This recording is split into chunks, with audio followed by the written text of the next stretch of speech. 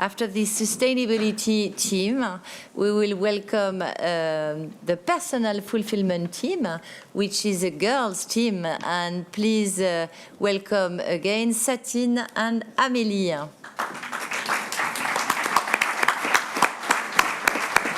Sit wherever you feel comfortable. Okay, and same. So please, a question. Who wants to start? Antoine? Okay. Okay, now we have, Satine, we have more and more brands in luxury market. I'm going to talk about what I know. They are all about experiences, customer experience and stuff. How do you think data is linked to that? Because I think it's very important to many brands that do this, but what do you think is key to make sure you have this personalized relationship with the people that you... Yeah, completely. I think data is huge in the world of hospitality, and especially luxury hospitality, because as I mentioned before, luxury hospitality is a lot about personalization. So you want to know as much as you can about your guests in a hotel scenario or your customers in a goods retail scenario. So it's by having all the smallest information about those guests that makes you able to then take the actions and create this really memorable experience for them. Now the difficulty, I would say, would be to how do you actually store this data? How do you utilize the data? And I feel like that's what the hospitality industry right now is trying to figure out more and more, how to use the data. You need to be always a good listener to your customers and guests, especially in a hotel setting. For example, I did an internship in New York City in a luxury hotel, and every time a guest would say, for example, I want a yoga mat in my room in the morning, you would write it down, and this information would be actually internationalized so that all the other hotels, part of this brand, would know that in the mornings this person would get a yoga mat in their rooms. So data is extremely important and needs to be utilized the most, I think. Thank you, Satine. Yes, next question. Yes, en français, je crois. Oui. Quels ont été les aspects les plus gratifiants de votre carrière sportive jusqu'à présent? Alors, il y a de nombreux moments gratifiants. C'est le bonheur qu'on a. Il y a souvent les premières expériences avec le premier titre mondial que j'ai pu avoir à la maison. Après, peut-être aussi, on parle souvent des dernières expériences avec aussi le dernier titre mondial que j'ai eu à la fin de ma carrière l'année dernière. Et finalement, il y a un moment toujours que je retiens, c'est à la fin d'une saison du Coupe du Monde, on avait encore été faire une course populaire en Norvège, finalement dans le pays un peu créateur du télémark. Et on était monté en haut d'une montagne avec vraiment une magnifique vue sur les fjords. Et c'était vraiment des moments de rencontre et d'échange dans un paysage magnifique et surtout au milieu de cette neige et de ces montagnes qui nous tiennent beaucoup à cœur. Un petit peu comme en Valais. Oui, alors le Valais, on aime beaucoup cette région. Je suis partie à Zurich, mais jamais très longtemps parce que les montagnes, c'est vraiment un paysage qui donne des repères, qui permet de nous orienter. Quand on se retrouve dans une grande plaine, on est tout désorienté, on ne sait plus où aller. Non, ces montagnes, c'est vraiment un bel espace pour se ressourcer, pour faire du sport et pour vivre des émotions. Merci Amélie. Olivier. Satine, how can you find your personal fulfillment in such a demanding industry where dedication to your guest, to your client is key at the end of the day? I think a passion we must have when we work in the hospitality industry is the people. You always want to be there and to be able to please the person in front of you as best as you can, whether it is a dinner that you organize at home or a guest that you welcome at a hotel. So I think that my way of finding personal fulfillment in this really demanding industry would really be about caring about the others. And I don't know, for me, I'd rather I'd rather prepare a gift to someone rather than receiving one. So for me, I find more fulfillment in the whole process of making somebody happy and yeah, please them with a memorable experience rather than working in another industry that wouldn't require this human touch. So I think it's with passion of the others. Thank you, Satine. They will be very lucky, your clients, for sure.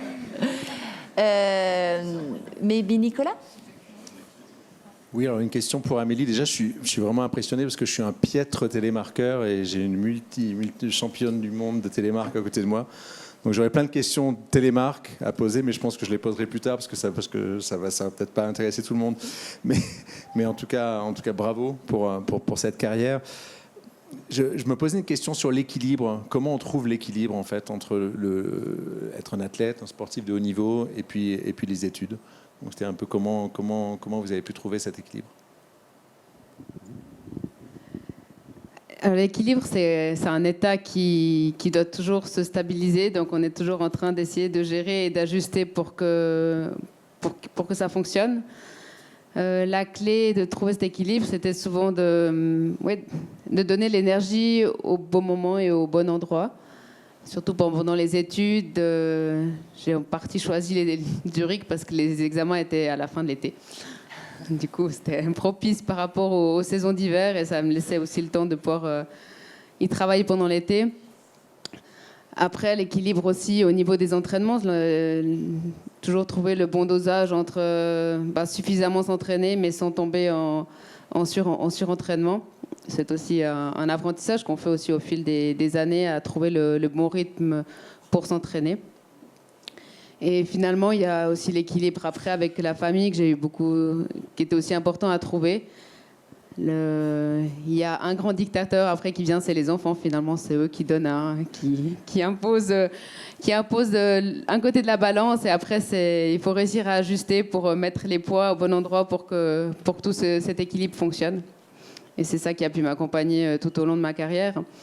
D'avoir surtout une carrière finalement sans grosses blessures. C'était aussi un point important. La santé dans tout cet équilibre, c'est tout ce qui nous permet de rester en bonne santé. Il y a d'une part le sommeil qui est aussi très important pour les sportifs, d'arriver à avoir une vie saine de ce côté-là.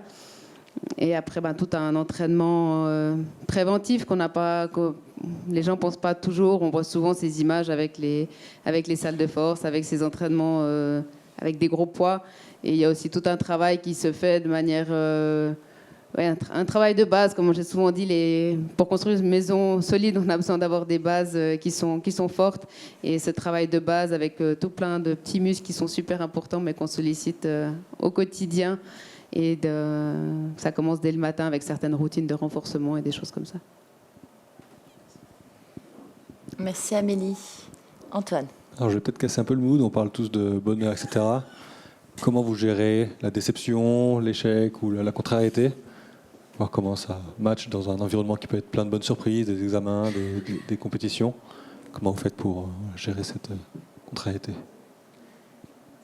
Alors on essaie de regarder toujours en avant et de se refixer des nouveaux objectifs, d'apprendre des défaites et d'apprendre des échecs. C'est de continuer la danse, continuer à faire nos génuflexions, continuer à s'entraîner, continuer à apprendre et puis surtout à jamais se dire qu'on est au bout du chemin, qu'il faut toujours continuer, qu'il y a toujours quelque chose qui peut arriver de mieux, où on pourra faire mieux. Et c'est justement, comme j'ai dit, on a toujours cette chance de pouvoir d'avoir plusieurs chances. Et finalement, même dans la vie, on a beaucoup de chance. Il ne faut pas avoir peur de cette erreur. C'est de là qu'on apprend et c'est de là qu'on devient plus fort. Même question pour Satine, peut-être. Oui. De point de vue. Français ou anglais? What do you prefer? In English, I guess. English, I guess. Okay. No, I would say that dealing with stressful moments I'm a student. I'm not a professional skier, but to deal with routine of stress, I guess, that we have, and even with defeat sometimes, I guess would be in the balance that you choose to spend your time on. So yes, you want to always be 100% in your work and the opportunities. You want to say yes to everything because you're scared to miss an opportunity somewhere. But on the other side, you want to make sure that you still spend time for yourself to, I don't know, like spend some time doing your hobbies, or spend some time doing things that are good for your own health. And as you mentioned, I think that health is a very important factor of all our lives. And in a hospitality business school like EHL, we're taught a lot about how to reach the success and how to get to your end goal. But what we should not forget is that that's not the purpose of life. I know it gets super philosophical, but that's not the purpose. It's also about being aware of your own health and being still very careful about your mental and physical health. So spending this balance, I guess, into achieving those goals, but also coming back to a center of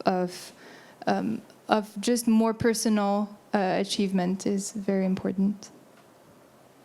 Thank you, Satine. Matthias? Yes, you also speak Chinese.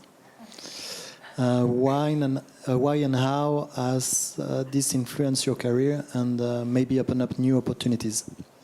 I think overall, we need to be open to new cultures. So here at DHL, it's the perfect definition, right? We've got 120 nationalities here.